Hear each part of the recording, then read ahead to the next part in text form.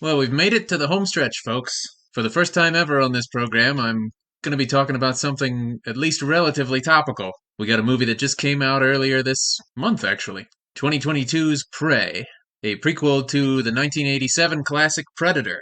Now, if you're just joining us because YouTube is recommending the hell out of all these videos that are about this movie, and I appreciate them for that. But if that's how you got here, I actually thought I would mark this occasion by going back and watching all five of the movies in this series for the first time because the original is all I had ever seen. So this past week I've spent discovering some brave new worlds, I can tell you. So if you're so inclined, definitely go back and listen to those previous episodes, and you can join me on this interstellar journey. But the point is, we made it to what may or may not be the end. Honestly, it wouldn't at all shock me if they make another one after this, and I guess I'll have to cover that. But for now, we're up to date. We're up to speed. We got the absolute latest in Predateria.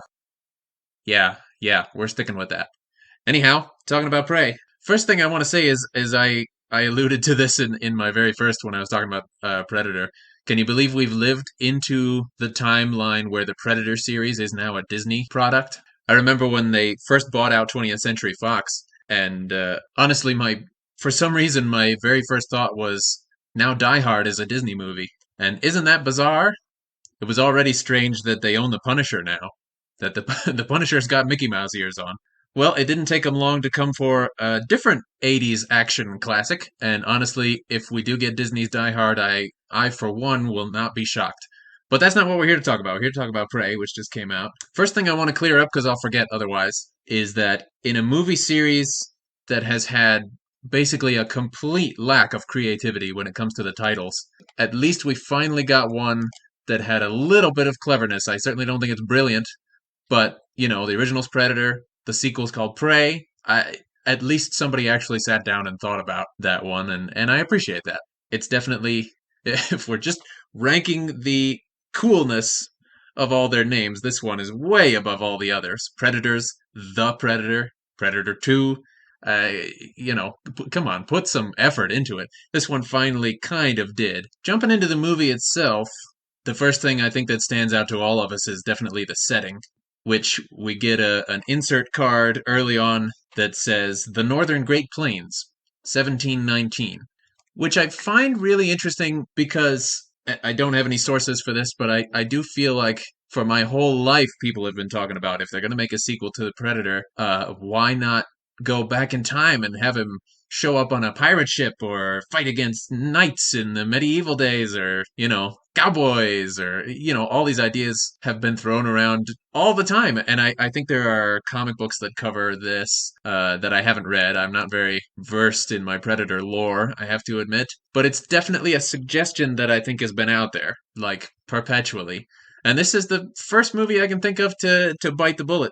It's really kind of funny to me how rare that is in sequels when in a lot of cases it's such an obvious idea. Like once in a while, and I feel like it's been a long time, but once in a while you get Back to the Future Part 3 or Army of Darkness where they change the setting into the past, and honestly both of those movies are awesome, but I think Hollywood's very nervous about it for cost reasons. They don't want to alienate the audience. More often than not, you get something like that Tremors sequel that's a western. Obviously, that was never going to be a hit anyway. So basically, the only place you get to see this anymore is like on Doctor Who, where they go back and meet Shakespeare or Winston Churchill or whatever. It used to be really common on the original version of Star Trek, but I think the more modern versions basically just stay in outer space instead of going and meeting 1920s gangsters, which is such a shame because that episode is amazing. William Shatner with his fedora, God bless him. Not very many, large grossing franchises ever take that chance, and I wonder if this will encourage people to do it more.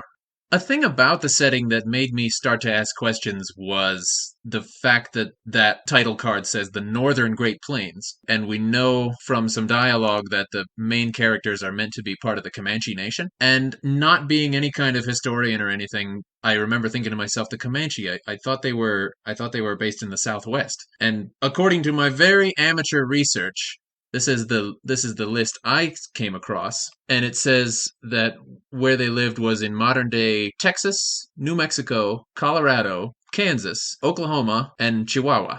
which is the Southwest, and not the Northern Great Plains at all. So I kind of wonder why that. I guess it's completely possible that there was a northernmost sect of the Comanche tribe that would have been as far north as that, but it's not the area where they're traditionally associated with. And so I just thought, well, if you wanted it to be set up north, what's stopping you from having the main characters be part of a tribe that lived in that area? From what I've gathered, this movie was shot in Canada, and I know that that's at this point kind of a long-standing tradition in Hollywood to film up in Canada. Number one, because it's cheaper, so that's certainly alluring. And of course, the unspoiled landscape there is just so stunning. And, who wouldn't want to take advantage of that? It's certainly on display here. But I guess I had two thoughts about that. Why insist on having them be Comanche when something else might have been more appropriate for the setting? And I can't shake the feeling that basically someone did some market research and found out that the Comanche is a tribe that regular Americans have actually heard of without having to do any reading. And my other question is why it's not set in Central America. Because we learn in the very first movie that, first of all, that's where they are. But also, Anna tells us that for years past, they've been having this experience with the aliens coming down and hunting their men. And she says it as if, like, her family even has these memories, like within living memory. So if you're going to do a prequel to Predator set in the past, my first thought would be, oh, great, they're going to go all the way back and show, like, the origin of when it started coming to that area that's in the first movie. But instead, they moved it way up north, and we got them in Canada. And I realize, they're aliens, they can land anywhere on Earth, but you had this opportunity to tie it in with things we've already learned. And as much as people love lore these days and callbacks and Easter eggs and everything, I'm surprised that they didn't keep that geographical setting and just move it into the past. As it is, we've got something that just has no ties to the previous movies, and whether that's a good or bad thing, I guess, is up to you. I just thought it was surprising. Like I said, though, the natural sights in that part of the world are so beautiful, and this movie really takes advantage of that, so I have no complaints about that. I thought that, visually speaking, the setting was amazing, and I can understand why they would want to show that off. I mean, it really adds something to the atmosphere, so I totally understand their decision when you think about it from that point of view. The other thing you have to talk about, and this is always a debate with movies set in the past, is whether you buckle down and do the apocalypto thing and have them speak the actual authentic language from the time period. This one decided not to bother and just have them speak English. And while I realize I would be a hypocrite to complain too much about that, because after all, some of my absolute favorite movies, The Three Musketeers, is in English when it should be in French.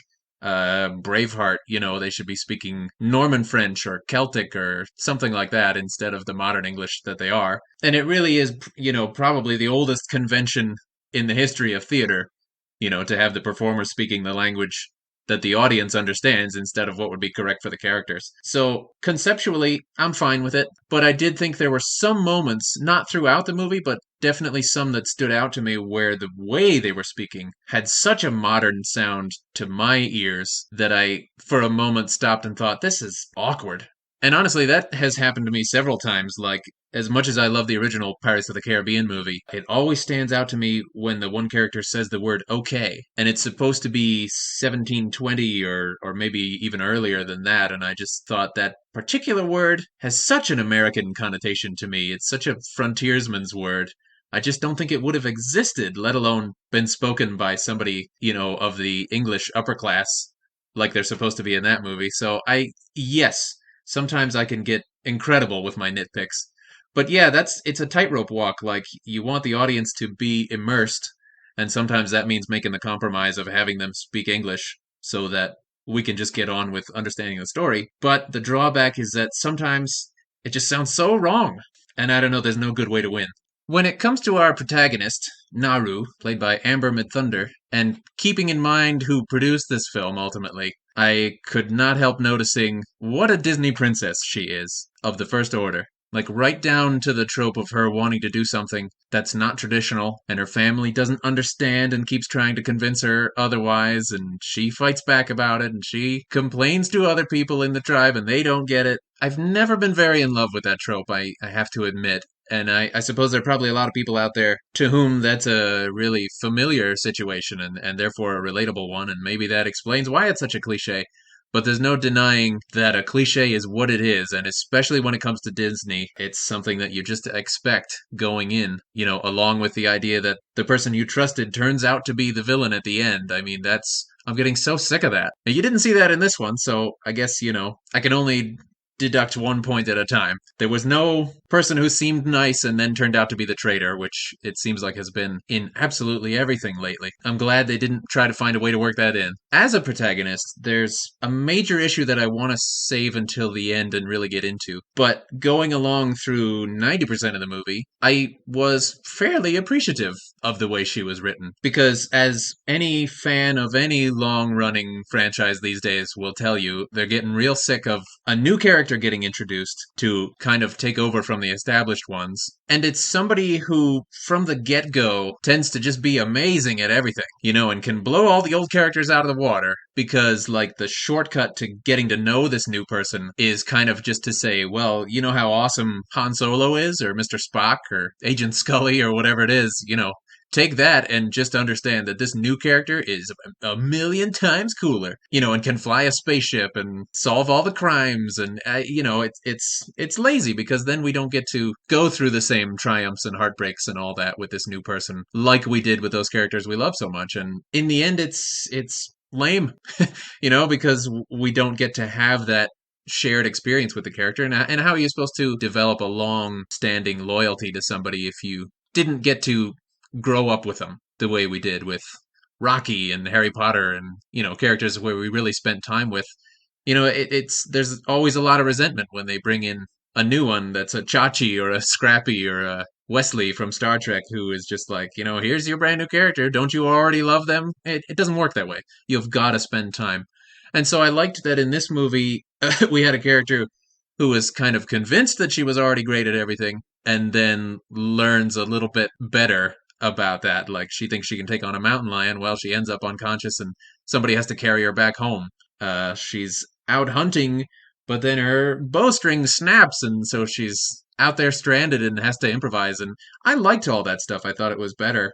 I really appreciated the scene when she's explaining to someone else, and I don't know if there's a familial relationship, but it's an older woman, so it's a mentor figure. And she says to her that she's out there trying to prove herself by becoming a hunter, but she doesn't understand that hunting is not about proving something. It's about survival. We do it so we can continue to live. And I thought, what a great moment of kind of giving this young, kind of brash, a little arrogant person a bigger perspective about what life is about. And I thought, well, that's wonderful. That's great writing. When she was hunting the bear and she lost control of her bow, and I have to say, I was not expecting anything in Disney's Predator prequel to remind me of Deliverance, but that totally did. I think there's no way that was an accident. Maybe it was. But when she was hunting the bear, and it kind of charges her, I didn't understand why it comes to a dead stop and then chases her dog instead. But I'm not a biologist, so I don't know. If a bear sees something else moving, does that distract them enough to change their mind and change course? I don't know. Any actual researchers out there, please tell me in the comments. And I guess that does segue pretty nicely into my next thing, because I have to talk about this. I couldn't live with myself if I didn't. The CGI animals are so bad. I keep hearing from movie reviewers more and more these days, and maybe I'm the last holdout, I don't know. But I keep hearing how, the uncanny valley has been conquered. CGI has gotten to the point where it's interchangeable with a real thing, a real object that was in front of the camera. Let me just say, once and for all, bullshit it has. I mean, no way did I believe that was really Peter Cushing in Rogue One. No way do I think they're real dinosaurs, not even for a second. And in this movie, I think it stands out maybe more than I've ever seen, because on the one hand, they had this great idea. Let's use these real-life wilderness areas in North America that look so stunning, and they're unlike anything anywhere else in the world. And, shooting it at the right time of day when there's real, like, late morning sunshine coming off these green leaves. And it looks absolutely unbelievable. And then you take that environment and stick in a fakey snakey, which is my new name for him. But yeah, there's a rattlesnake we see at one point, and a little kind of muskrat animal. There's a wolf that's chasing a rabbit, and then the most notorious one is the bear when she's trying to hunt a bear. They all look absolutely deplorable, and all the more so because they're against that backdrop of real nature. It'll never stop bothering me. CGI is just not worth it. Just get real animals. And if you can't, then it's time to do things the old fashioned way. Like they did in Predator in 1987 when they had no other choice. That guy in that costume with the moving parts on his mask, which I have to assume were remote controlled or something. I don't know. Maybe they had people with pulleys behind him. I don't know. But as low tech as that was, right down to his alien blood, which was they broke open some glow sticks and just dripped it on everything. As low tech and as ridiculous as that was, it still looks so much better than anything you can create in a computer, and it always will. And if Hollywood is listening, please, please, if you do nothing else for me, CGI just doesn't do it. And the thing is, you can do it with homemade chemicals. You can just use a glow stick, and it's so much better. And I can't fathom that as the budgets have grown for these films, they still, in all four of the sequels, failed to get a good-looking face on the monster when it was so lifelike in the first. And like I said, they did that with the bare minimum of tools, but made it work with dedication and craft and creativity and all that seems to have become secondary, less than secondary in these sequels, and frankly across the board in Hollywood. And I said I wasn't gonna complain too much about this topic when we were doing the third movie, Predators, because I thought it was minimal, and I really thought it would be even more so minimal or even non-existent in this movie, because I thought what they were going for was this really realistic atmosphere. And I saw a couple of headlines that said, you guys won't believe the practical effects they used for the latest for Prey. And I, some part of me was excited for that. I was like, wow, what are they going to do that's tactile and feels real this time around? And, the answer is nothing. There was no consideration given to making it look authentic. Yeah, it really makes me sad. So I promise that's the end of that rant. Thanks for coming out, everybody. That's the end, at least for now. Another thing that I did find noteworthy, because I keep coming back to it, was that I said Predator 2 didn't reuse the classic music nearly as much as I expected it to. And then Predators definitely corrected that and reused it a lot to try and remind us of what series we're watching. The fourth one, I think they reused some cues, but it didn't play a very big part once again. And in this one, never. At least I didn't hear it. I was expecting to hear maybe that drumming part, that like tense drumming part from the original movie when they got to something similar. At least to hear that, but no, not the classic instrumental score and not the signature drum beats or anything. It didn't make any appearance that I can remember, and somebody can correct me if it did. But that's something I was curious how it would get used in this prequel, and the answer is not, which I don't know if that surprised me or not. It's like in some ways they really distanced themselves from the series that they're part of, and this was certainly one. No classic music. Maybe Alan Silvestri wanted too much of a paycheck. Maybe he's really difficult to work with. Maybe they didn't even ask him. I don't know. But all I know is the almighty Mickey Mouse elbowed him out on this one. So sorry, Alan. Maybe he's busy with something else. I don't even know. I haven't been paying attention to his career lately. Shouldn't blame Mickey for everything, but I'm going to. I thought one thing that was simultaneously cool and nonsensical was the fact that the Predator has a little more primitive gear this time around. We're 300 years in the past. And a couple of things stood out, like he has far more stabbing weapons than he has in the original.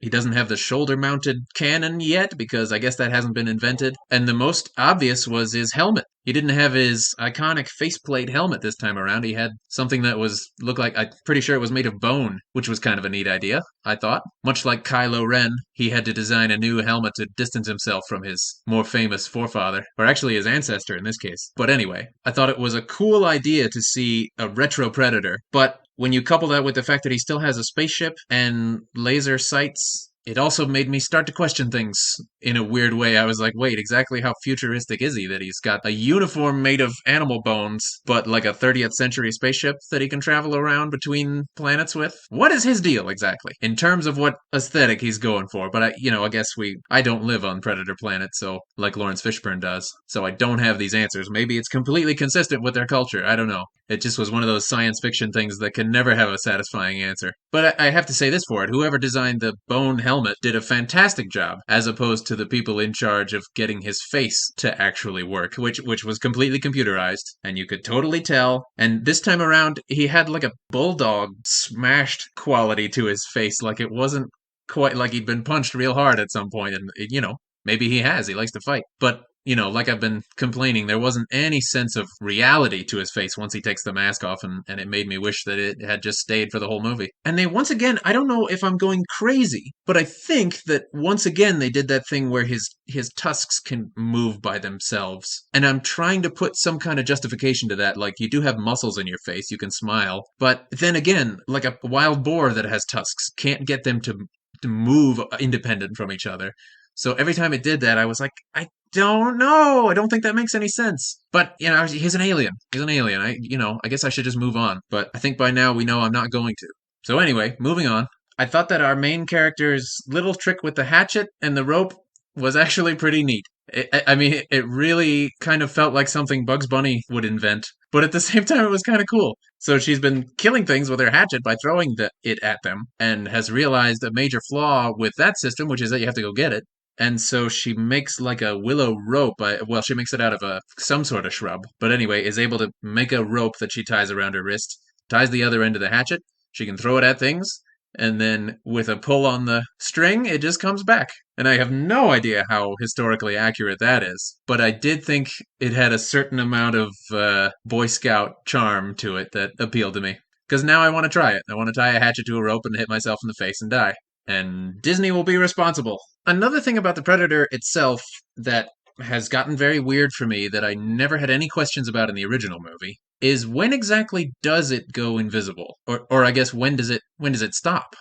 When does it do either? Because in the first one, it's basically the entire movie. It's using the cloaking technology. Sometimes you see like a ripple as it moves, but basically it's invisible until it starts to glitch out when it gets wet, and then it fails and you see like the sparks fly and everything around it, and then he can't use it anymore. And so I've always accepted the idea that it basically works all the time unless it gets damaged. But every other sequel has changed that. In every other sequel, he goes visible sometimes as like a taunting mechanism towards his enemies or something. And now I don't know. Now I don't know what the hell he does. Does he go visible deliberately? I'm gonna have to say yes, because there have been several of these situations now in which there would be no point for him to show himself. In fact, it's a disadvantage. So he must be doing it to prove a point. But that never had to be addressed in the original movie because it just seemed like he lost power to that part of his getup. And talking about his getup leads me to the biggest head scratcher of them all for me, which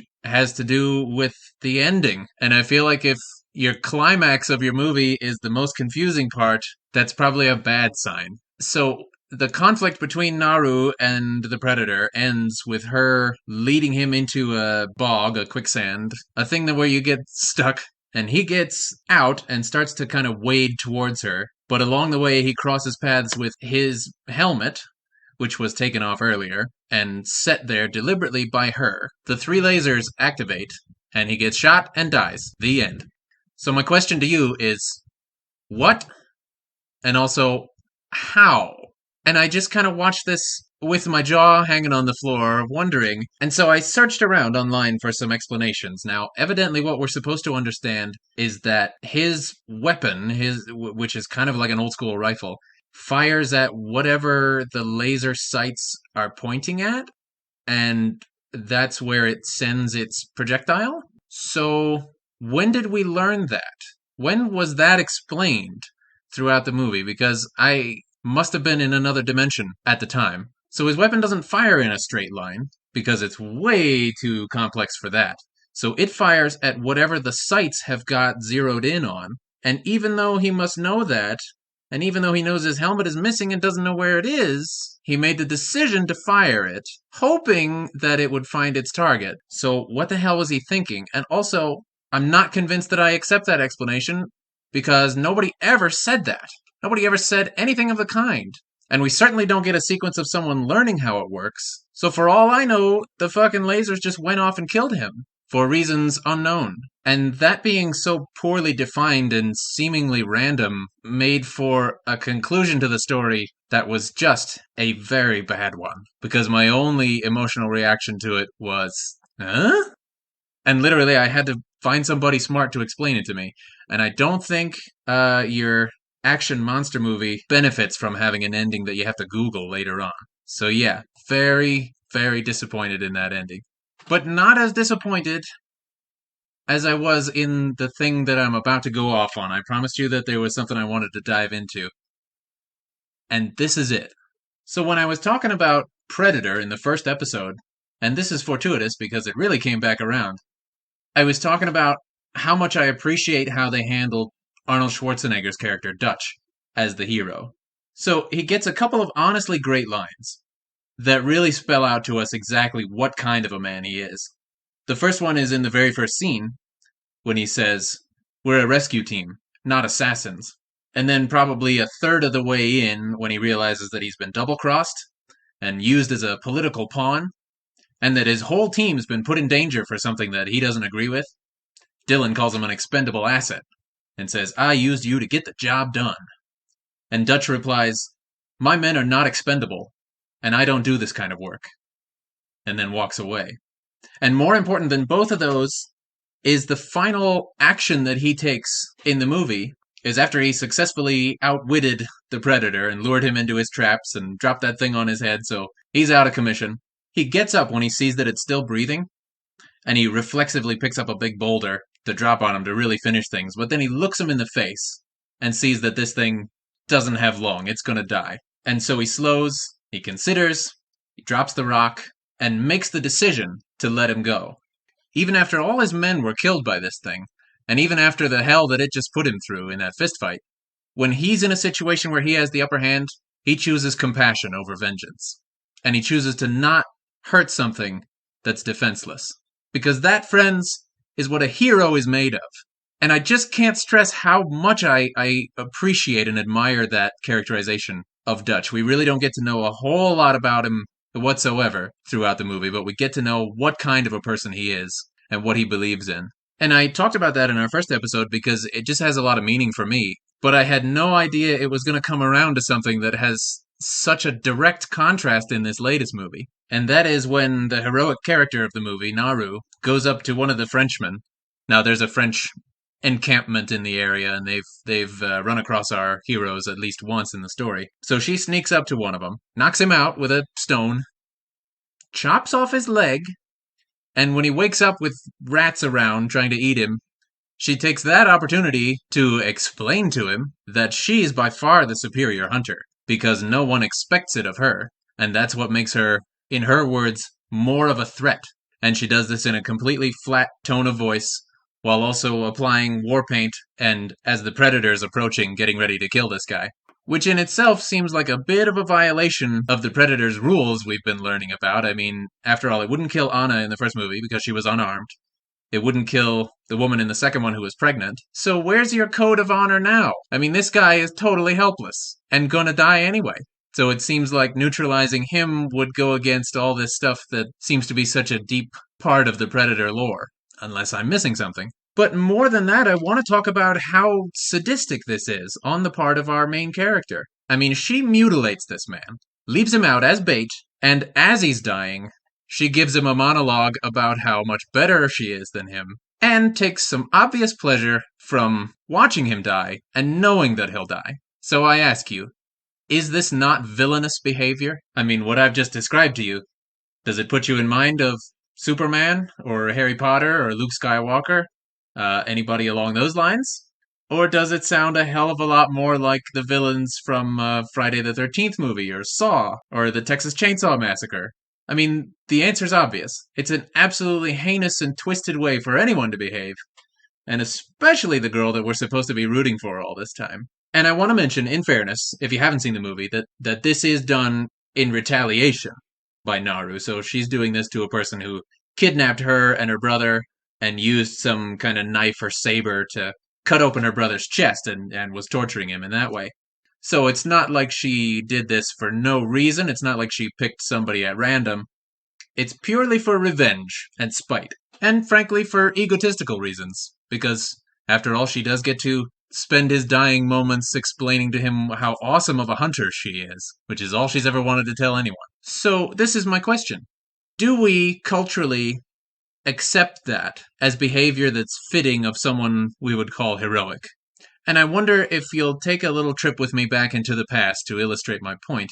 Do you remember that scene in Dirty Harry when he corners Scorpio at the football stadium? and he's desperate to get him to tell him where the abducted girl is. So, having shot him already earlier, he goes up to him, steps on his wounded leg, and just repeats, "Where's the girl?" until the camera pulls away and leaves them there because even we can't bear to watch this anymore, basically.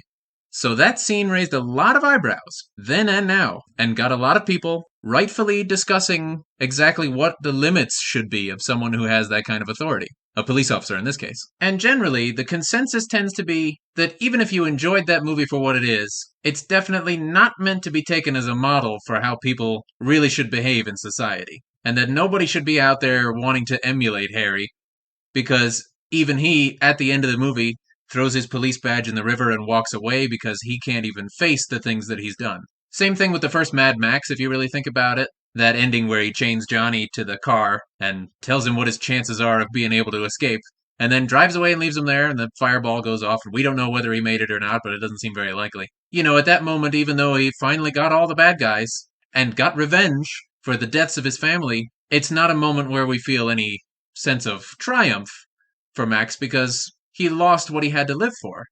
And he became just as evil as the people he was hunting down. You know, in First Blood, the original Rambo movie, I'll give you one more example just to hammer this home. There's that scene when he's been so harassed throughout the whole situation that he gets like a machine gun and shoots it at a depot full of ammo and makes it explode. Now, nobody even gets injured in that scene, but it's still an action that's meant to convey to us the idea that what he's been through has made him somehow a little less than a human being. You know, he's so broken down at that point and needs somebody to pull him back from the edge. It's not a moment of celebration for him, as some people mistakenly think it is. But in all these classic movies I'm talking about that are violent and dark and disturbing, the message is always very clear that you don't want to become a person who only lives for revenge because that's an empty existence. That does nothing for you as a human being. You need to find something that gives your life meaning. And that if you become someone like that, then ultimately you lost the fight against evil. And I'm going on this tangent because I'd like to know if you were somebody who thought those particular scenes were way too disturbing and would influence people in some very bad ways. I'd like to know what you think about Prey, and specifically about the scene when she tortures that guy and leaves him to die. I'd like to know if you're A-okay with that, and if so, why is it different? And you know, I know I sound very passionate about this right now, but I am open to having somebody explain to me why I'm looking at this wrong. Because I'm sure I sound like your grandpa right now, and I'm lecturing you about how the kids today have no sense of morality. But that's because that's how I felt. And I want to be honest with you guys. I felt disgust at the way this character was behaving, and I thought, wow, this doesn't make me feel admiration for the hero of this story. But you know, I have enjoyed plenty of movies where the hero goes around shooting people, and you know, action movies are basically my favorite thing. And they can sometimes have a very twisted approach to ethics, and that certainly makes me question myself sometimes. So if you're out there and you think I have totally the wrong perspective about this, I honestly and truly would love to hear why that is and how you look at it. Because dialogue is great. If we talk about how we feel, then we learn from each other and we grow as people.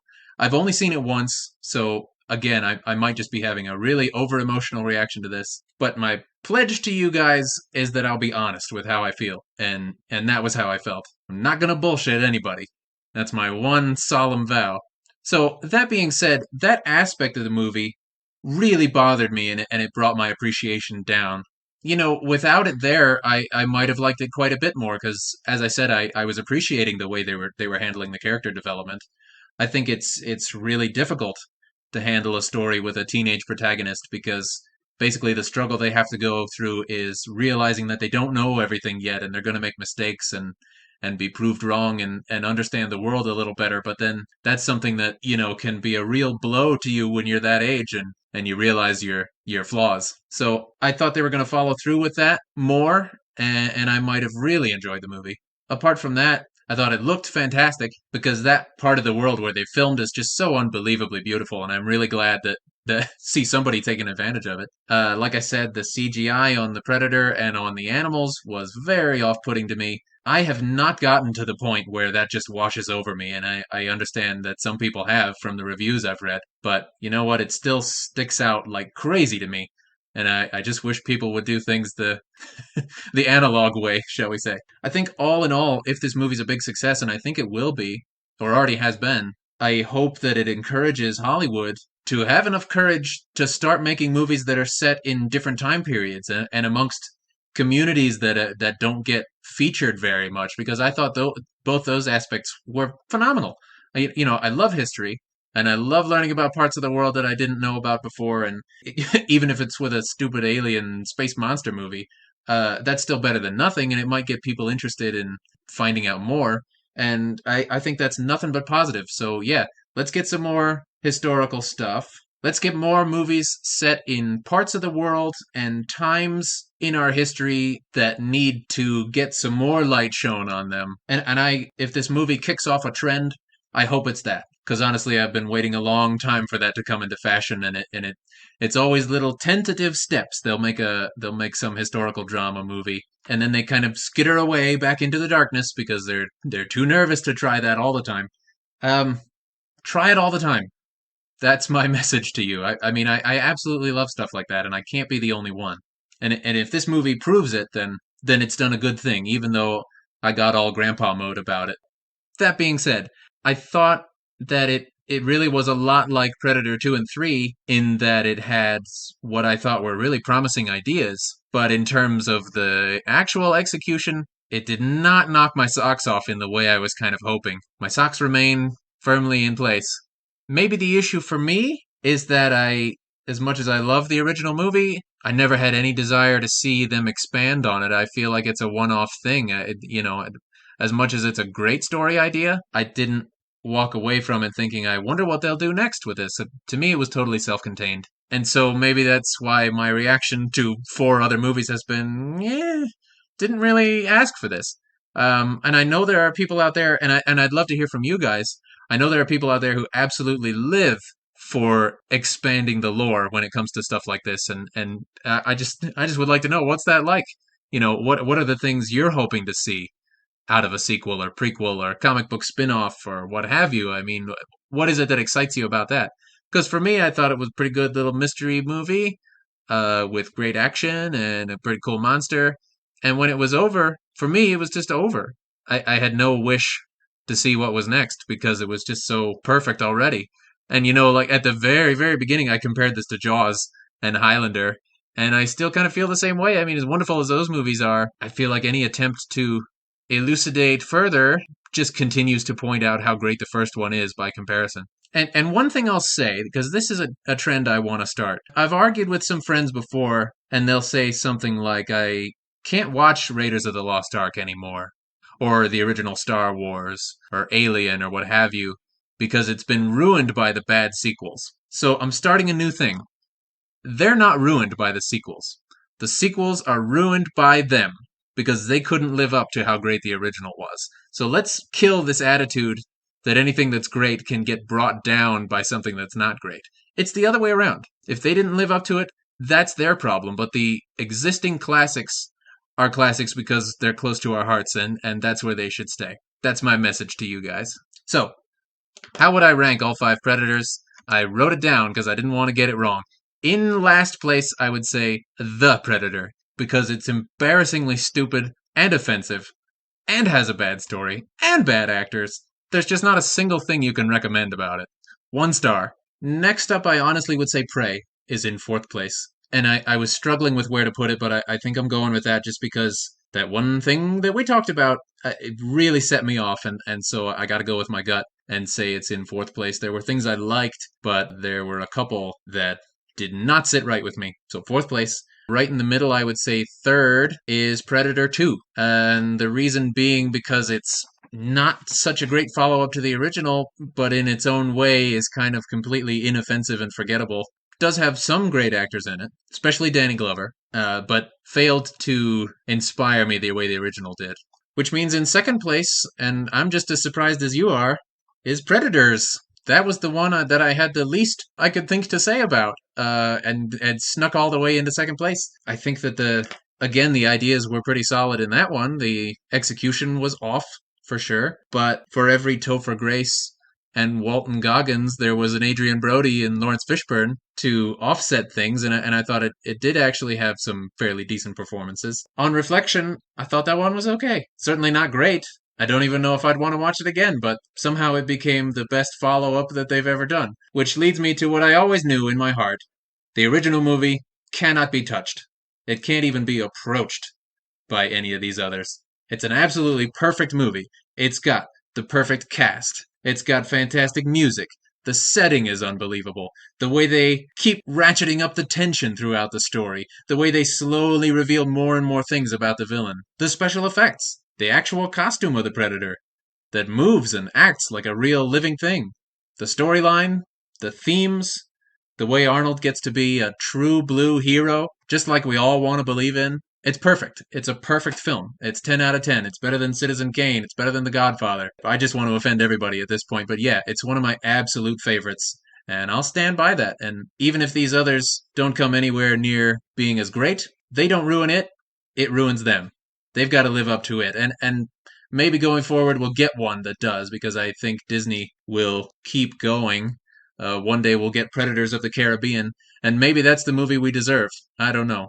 It's been a fun ride to review all five of these. I would like to find another series that I feel like doing this about, and maybe you guys can recommend one for me. And in the meantime, I'll keep an eye out for what we should be watching next, and I hope you'll join me. See you guys.